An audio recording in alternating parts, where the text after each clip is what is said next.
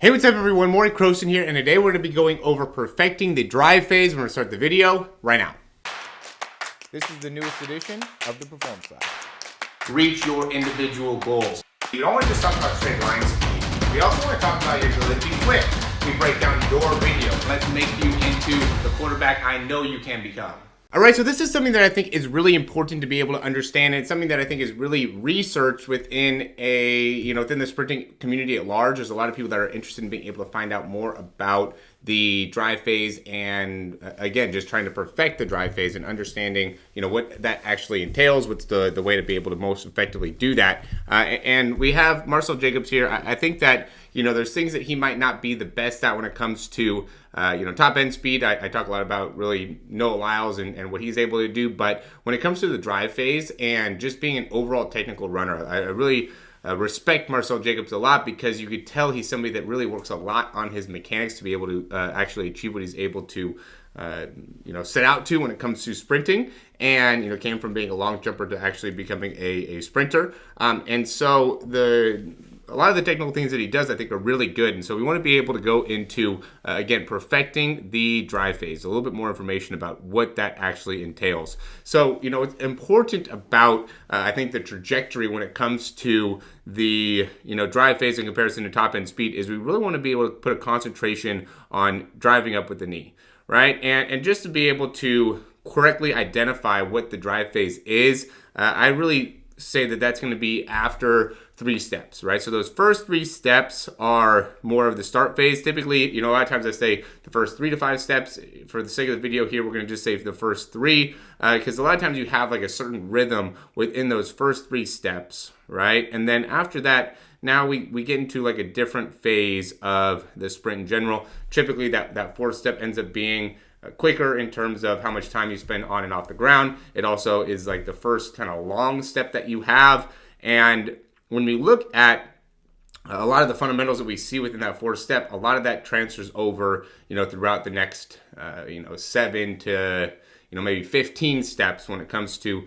building into getting to your top speed. So what we're looking at here is the concept that as that foot's coming through, we still want to maintain a fairly low heel recovery, not as low as when we first started, but you could see, with him, he's barely grazing or not touching the ground here as he's bringing that foot forward and through. But then as that foot and knee come back up, you can see there is a time where there's like an upward trajectory within the leg. And really, a lot of that has to do with the knee. And in my opinion, it is really being able to get the knee to be able to come out and then being able to utilize that foot to then have the timing to be able to pull back and down. So then we're landing on more of the front third of the foot. And so when we can land on that front third, it makes it so we could very effectively hit the ground and then be able to transition off of the ground really as fast as possible, right? And so what we're seeing here on, now we'll look at the left side, what we're seeing when it comes to those first few steps, right? So we're 1, 2, 3, okay? As he's coming through the 4th step, we can see that there's a very, very effective knee drive, right? There's not very much movement going anything but forward and slightly in as the leg's coming forward, right? And then as we're going out, we end up having more of like an outward twist. And it's important to be able to really see, how that foot ends up interacting with the ground, because what's important in absorbing is we want to be able to hit the ground and absorb through the hip. And a good way to be able to see that is that when that foot actually hits the ground, do we see a inward action of the heel or a downward action of the heel, right? Those would both be negative actions. Or do we see a outward twist of the heel, or do we see the heel stick it, right? That's really what we see with Marcell Jacobs here, where he sticks it very well, and then he transitions right back forward and through, right? We'll see with the right side again. So he lands and really landing with the foot going slightly more out to the side, with the heel slightly in is more effective. And then as that foot hits, we would want to be able to see either that foot be able to stick that landing, or we'd like to be able to see a slight degree of rotation there towards the outside, and then being able to push off from that position. And so, as he's going and pushing off here, we can see a lot of internal rotation happening within the hip.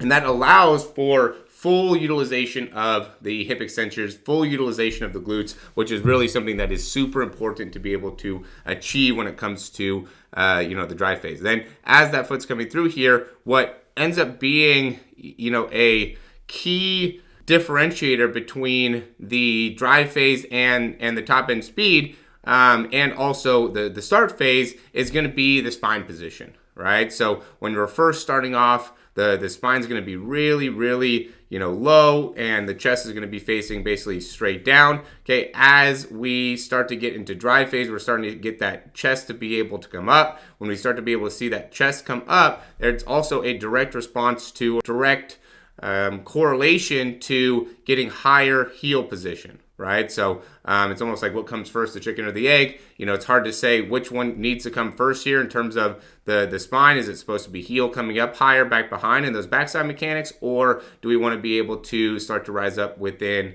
the spine? And really ends up being a combination of both. You don't necessarily want to do one over the other, right? So we're starting to get more height within the foot, but notice he's not rushing to be able to, and especially when it comes to track and field, right? We don't need to rush into getting our knees to come really high and our spine to be able to come up. The better we could do at keeping that chin tucked, the more effective we're going to be at being able to accelerate and get to our top speed. Okay, what happens, especially with younger athletes in like the 40 and stuff like that, guys are so quick to be able to try to get their chin up, their head up, but they're stuck with the hips back behind. And the issue is, once you get into that position where you're trying to run with your hips back behind, it's really hard to be able to go and fix that, right? So you can see with him, he's slowly rising here so he could really maximize those backside mechanics, the bend in the knee, and being able to drive that knee up and through. And I love, that position of his foot right here in the front side as he's coming through, how high it is, because now he could really effectively get that knee drive, right, and strike back down on the ground. And now we're really starting to get to see him get into his top end speed. But notice how that took him, a good amount of steps, right? We could look to see how many steps it really took him to get to that really great knee height. 2, 3, 4, 5, 6, 7, 8, 9, 10, probably 11th step right there is where we really start to see him open up, right? And then, he's really not probably getting into his top speed until somewhere, like this step. Now he's really getting into that position, another 7 to 8 steps later. So he's about 20 steps in before he really starts to open up within his stride, which if you're running the 40-yard dash, that would be the end of the run, right? So it's not something that we recommend when it comes to some of those shorter movements or some of those shorter sprints, right? And even with like the 60 for baseball, the 60-yard dash for baseball, it's not the same type of thing because we're starting from a 2-point stance. So it's going to be very, very different how we're trying to accelerate. But, the point is that when we're going through that drive phase, and the way to be able to perfect that drive phase is to be able to really maximize those backside mechanics, right? And being able to slowly rise up through the legs. And as we're doing that, we're able to consistently get our hips through more and more and more, and also continually try to get that foot higher as we're getting into more frontside mechanics. And the ability to be able to continue to get better and better at that is going to be the best way to improve when it comes to your drive phase, right? And really understanding the rhythm there too, just to finish this off and to close this out, understanding the rhythm between your feet and your arms, and the difference between how we want to be able to utilize that arm swing and the leg swing in all 3 phases, right? So when we're starting very, very quick, right, in terms of the action, okay, the range of motion might be a little bit long at that first action, right? But after that, we want to be very quick with the movements of the arms, and really, upwards with the arms as you're going back, and then, slightly forward. And then as we start to adjust within the spine, now we start to be able to get the pinkies and the hands straight back behind, right? And then as we start to open up, now we end up seeing the arms start to open up, the range of motion within the shoulders start to open up as those legs start to open up. And to be able to correlate that very effectively will make it so then, you can see how he gets into that drive phase and really top end speed. So he's not slowing down at all or getting into a time where he's lacking the ability to accelerate, right, or get to a higher and higher speed. He's continuing to accelerate even into 50 and 60 meters, which is exactly what you're trying to do when it comes to improving in your top speed. So thanks for watching the video. As always, if you have any questions, comments, or recommendations, you can leave those down below. Like the video, subscribe to the channel if you haven't already. We're always producing content just like this to be able to help you in improving your sprinting mechanics and a better understanding of what it's going to take for you to be able to get faster and understand all the different phases within sprinting. And that's really what we do within our programs as well, is just give you a better understanding of the technical side of sprinting faster, how to run faster, make it so you have more information. I always tell guys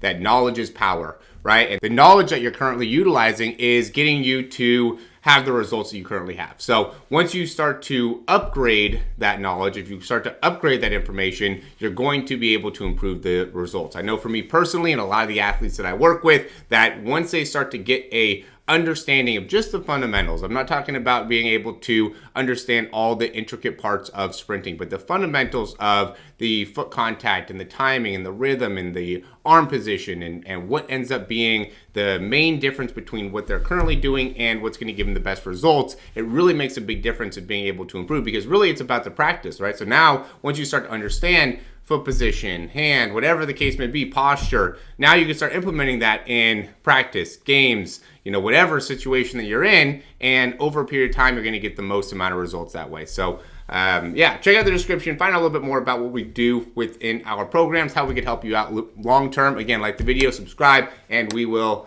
talk to you soon.